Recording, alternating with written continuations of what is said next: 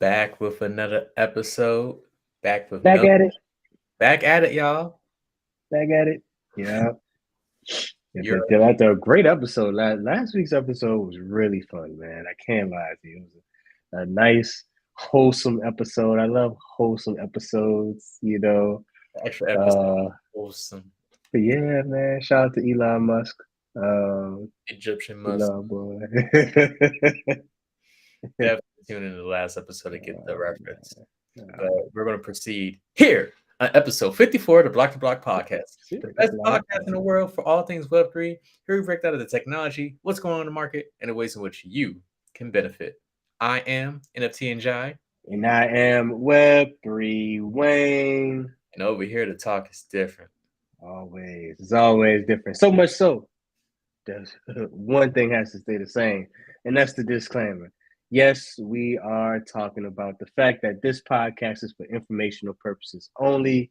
By no means is this financial advice. So please, please, please, please consult a financial advisor or any other financial professional so that you don't lose your cheese, cheddar, mozzarella, provolone.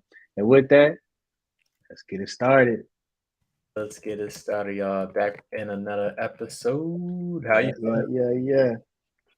Man, feeling good, man. Feeling good. It feels good to, you know, keep moving forward. I love that. I love that. Listen, there's plenty of days where, you know, there's the feeling of, I don't want to do this. There's the feeling of I'm tired. There's the feeling of you see some episodes where I'm noticeably tired and I made it known. But Hmm. we kept pushing forward and I love that. So I'm feeling like it's another day, another dollar, another Thursday, another block to block, another amazing episode. We're feeling good. How you feeling today, NFT and Jai? Man, good. Anytime we can hop on the podcast and just have a conversation between us and the Chop it people, up, I'm always happy. chop it up, Can't chop complain, it up. can't complain, can't complain. So, Yeah, like some of these other people out here in the world, man. Some people just be complaining for no reason. They always got some reason to complain. you see, it's against my DNA to be a complainer. Like, that's actually a pet peeve of mine is, just having this, for lack of a better term, like this victim-like mentality. Like, because when you're just complaining and not thinking, Mm-hmm. and actually, all right, it's okay to lament and like let out your feelings every once in a while, right? Because we are human beings, we have emotions. So if you could do it in like a healthy manner, that's cool. But if you're just always, man, man, government's on me, man. You know what it is? You got that RN mentality. Mm, You got that RN mentality. I'm gonna let the people know what that is later in the episode, but you got that RN mentality. I could tell. I could tell. You trying, know man, what I'm trying, saying? have to. Yeah, yeah. It's and the BNC is it could be a thin line between the RN mentality and the BN and even the step higher, the BAN mentality. The BAN mentality is another. That's why we banned that mentality here. Never You see what I'm adopt a saying? BAN mentality, y'all. You see what I'm saying? Is you know the BNitis, the BNitis, right? That's a disease, right? And it could grow into the BAN. They over here confused. There's like BAN. What's that? Blockchain application network? Yes, that's what it is. Blockchain application network, y'all. Hey, listen, all y'all need to know is the only way to cure BNitis or BAN is to adopt the RN mentality. So keep listening to this episode. We're gonna reveal what that means. Just keep Mhm. on listening. Just keep on listening. And make sure you like, comment, subscribe, and share out with your loved ones. Yes. Yeah. Yes, yes, yes. But today, I want to take a episode away from like market news just to have a discussion, right? Because as we've known, there's been like we've been in like this really roller coaster ride when it comes to like all things Web3. From a couple years ago, it was really, really hyped. We just had like this peak, and now we plummeted a lot because of like the crypto winter, what's going on in terms of like cybersecurity issues and financial institutions breaking down. And now we're starting to see institutions trying to do like these Bitcoin ETFs. It's just been a, like one roller Yeah, coaster regulations, the regulation, SEC, the FTC, Gary Gensler, Coinbase, all that. all that. All that. And really what's been happening like as like Web3 or blockchain as a whole has been like from a media perspective, like on a downturn, we've seen like AI, in particular generative AI, really take off. And that's really because of the introduction of ChatGPT, right? Yeah, So we want to just focus this episode on what can we as a Web3 industry do to have our own chat GPT moment, right?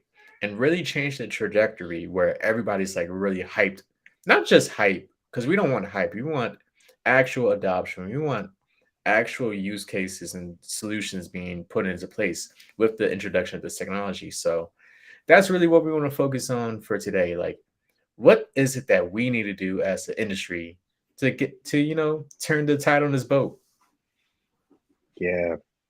And I think it's weird, right? Because you mentioned AI. It's hard for us to like truly grasp a real timeline of this new technology that we call blockchain compared to other technologies, Hmm. right? And I think that's the hard part about it is that if we are to compare it to other things, then it feels like it's far behind, right? It feels like, well, it's been in the spotlight for 5, 6, 10, 15 years now. There should be this adoption. There should be all these advances that haven't come yet, right? But we talk about a technology like AI that's been out since the 1950s. They started working on AI technologies, right? 1960s is really, we talk about like low level AI technologies. We started exploring that. Hmm. Blockchain as a concept, right, isn't something that was even really a full thought until 2008, 2009. Right. Right. They had some plan or some things where it was like similar ish, but not this full fledged idea versus an internet, which, the 80s you start thinking about the internet and it didn't really take off in terms of mass adoption until 30 years later, 40 years later, really. Hmm. Um, so it's hard, man. It's hard to really grasp and give a fair comparison of this blockchain technology versus other technologies because it was propelled into the spotlight so quickly, Yeah. right? And it reminds me of, I'm a big football fan. Mm. It reminds me a lot of something that we call the sophomore slump. Have you ever heard of it? Yeah. You Yeah, probably yeah, here. yeah, yeah, man. It's your rookie year come out and you're doing all these great things. You're taking the taking the world by storm, right? Because they don't know what they're looking at.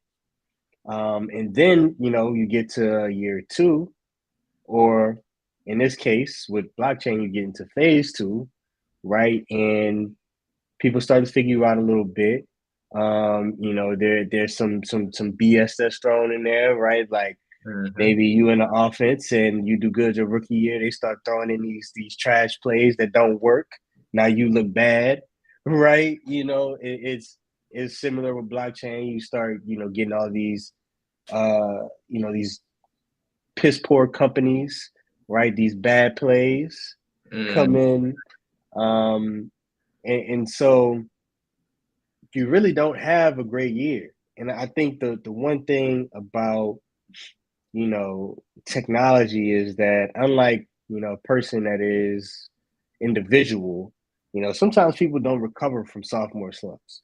But I think when we talk about technology or industries, like a team, right? A team will at some point recover, right? Or a division at some point will recover, which is more synonymous with with the industry or technology like Web3. And I think that's what we're looking at right now is that we've hit a bit of a sophomore slump, and it's unfair to compare the sophomore slump versus year 16 Tom Brady. You know what I'm saying? Year 12 Tom Brady. That's unfair.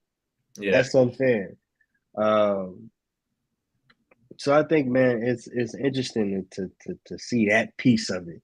That so quickly how the tides have turned, and so quickly how the VCs have said, Mhm. this thing is no longer what we're funding and no longer what we're backing. Not all, not all, but a lot. And to be real, that's a huge mistake. It's very short-sighted in general to just be caught up on media hype of what's hot right now and trying to ride that wave, going from, oh yeah, we're a cloud computing company to a big data visualization company to a Web3 company to a .ai company. What's next? Quantum computing? Are you gonna Right. he was up on quantum computing for years once that becomes a huge thing or what have you. Like that's always a mistake because these technologies, these innovations are tools that are meant to be used for the long haul, right? Like you're supposed to be saying like, okay, how can I integrate this technology and really just make it the tool that gives me this advantage within solving a solution or competing in the marketplace Yeah. versus making it my personality, right?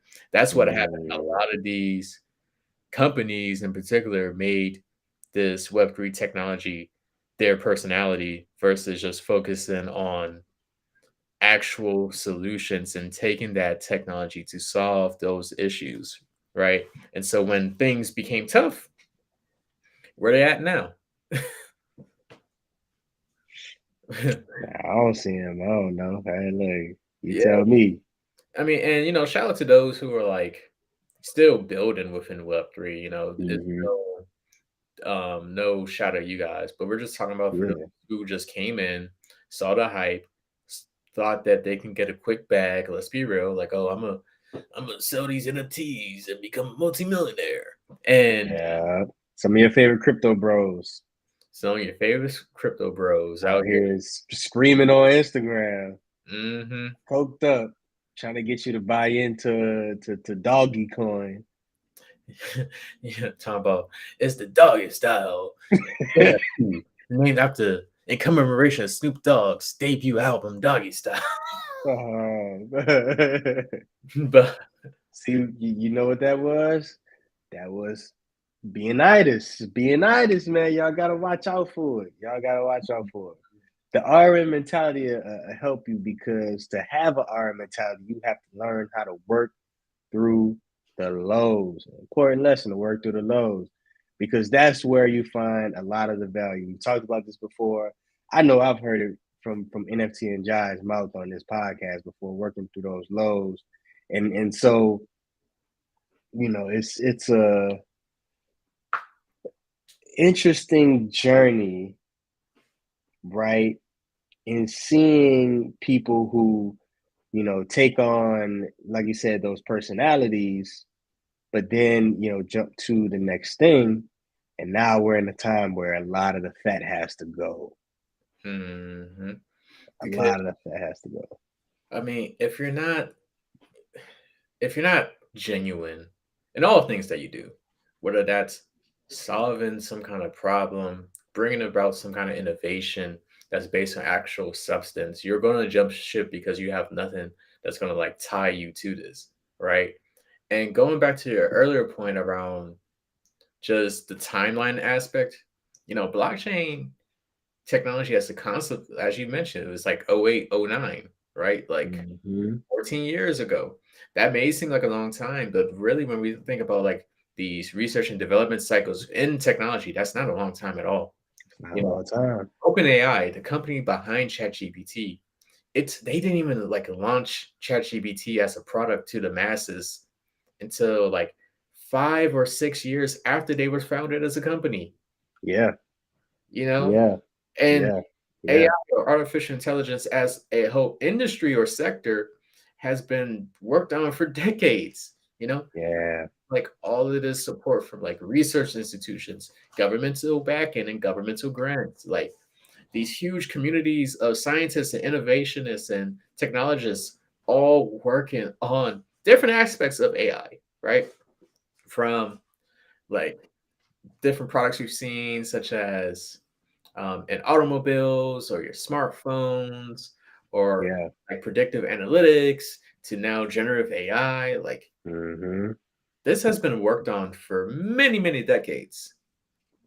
And listen, there's the you know a word came to me just now. I ain't gonna lie to you. A word came to me just now because we often talk about scalability. This is for my entrepreneurs, my business owners. We often talk about scalability Hmm. in terms of getting more people and growing. But what people don't tell you is that scalability works both ways. Scalability is not only about growth. Scalability is also about the ability to pull back, right? Hmm. To have some negative, action or event happen and being able to adjust to that and using the tools and the scrappiness and your understanding of business to also scale backwards and allow for yourself to become more efficient, right? And that's what we talk about the blockchain technology, AI technology. We're talking about these technologies that are made for businesses to become more efficient. So in these times of, you see these recessionary times, these times where things are getting a lot tougher, again, that the fat has to get trimmed, those are the times where you need to be exploring new technologies because a lot of times they offer you the scalability of decreasing, right? Instead of the scalability aspect of increasing. And I think that's important to focus on when we talk about this current iteration of what we're seeing with the market right now is that this is all about scalability. This is about being able to bring it back, scale it back, right? In preparation for the next time where you can scale forward and scale out, scale up. Um, Yeah. And honestly, when it goes back to the bigger question of, okay, what's this springboard moment that's going to like get us to start using Web3 or blockchain technologies in the masses, like how we're doing with AI at this point, right? And I think the truth of the matter is, just as all these other technologies that have the benefit of going through these long time periods and going through these cycles of like different phases of adoption, the same thing has to happen within blockchain and Web3. yeah, Specifically, similar to AI, right? You had the large governmental and institutional backing first, all this deployment of capital, all these resources and research and hmm, development for years. And then it got to a point of mass adoption. I think what we're seeing currently with blockchain technology is we're going to see first it has to get that adoption via like the governmental and bigger institutional backing, right? Like, and we've seen it, right? In terms of past episodes, we talked about with like these different governmental regions, like the European Union, hubs out in Hong Kong and the UAE. Just recently, like we're seeing like reports of the London Stock Exchange looking to utilize blockchain technology so they can provide like a more transparent and more efficient trading platform, right? So we're going to see this combination of like governmental and large institutions and large corporations. Think about previous episodes when we talked about like how the top 100 Fortune 500 companies are deploying millions of dollars to invest in blockchain type companies. That cycle has to happen first from like an infrastructure, from a capital, from like an ecosystem play. And then we're going to see a lot more development over the years. This probably going to be quiet too. A lot more development over the years where now we have some kind of mass market product that really springboards this sector just like everybody else. Yeah. Like it's the cycle. It has to happen. You gotta respect cycles, yo. I've said this in the past episode, and I'll say it again here. I think that, and I think this is the reason why when we say Web3 and not just crypto or blockchain, right? Because I think that this technology does not reach that level without the metaverse, without augmented reality, without virtual reality, right? And I know metaverse, virtual reality is basically the same thing, but neither here nor there. What I'm saying is that right now we are thinking about blockchain technology within the box of our current scope of reality, our current imagination, right? And it really is something to be perceived in this next level, right? And outside of this box, this is where this new technology. Now we've seen it already, first application within the box, right? A lot of time that's the reason that the box exists, right? To as a preview, as a storage, as a place for something to be held until you can take it out the box and make it something more. And so we see right now blockchain within our understanding of being within a computer or a phone, and you know why would I go on you know eBay and buy this thing with the why would I go to OpenSea and buy this thing where I can when I can just go to eBay and get a real painting, or go on the street and get a real painting.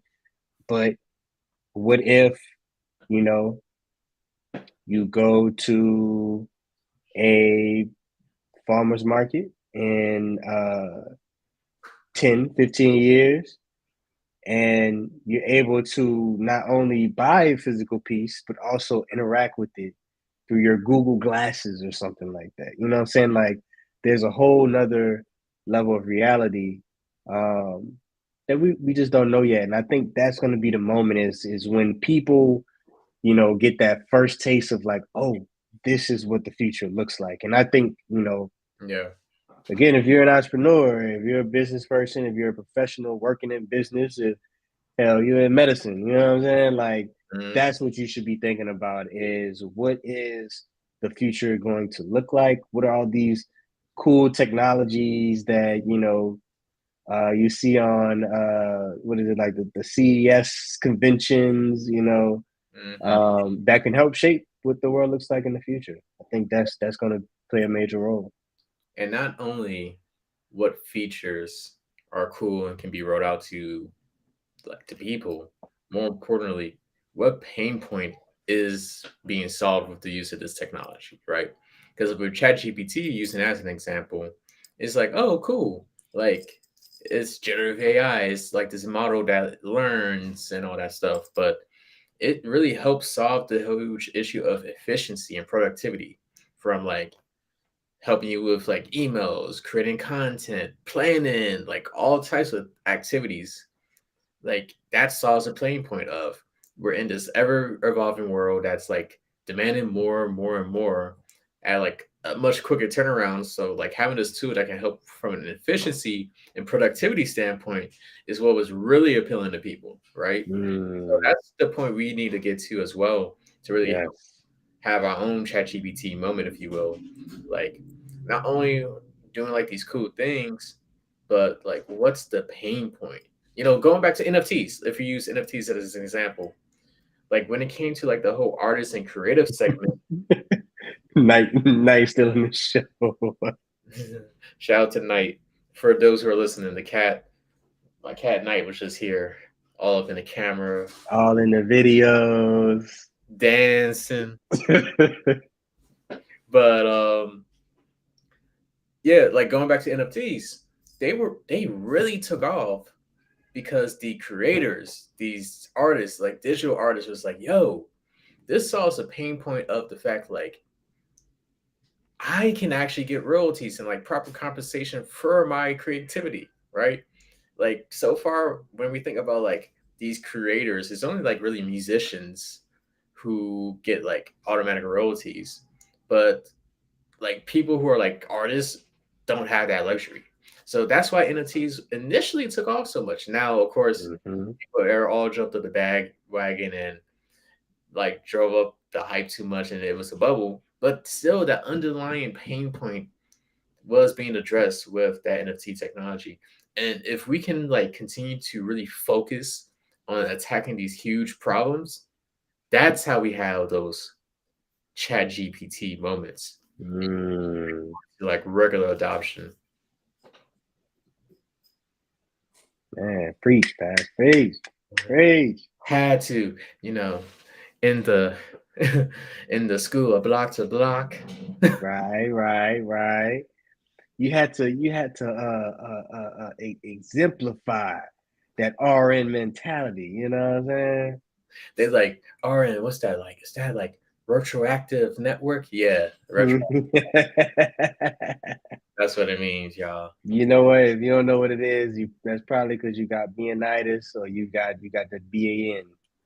Be like, blockchain applicability network. Got it. Oh man.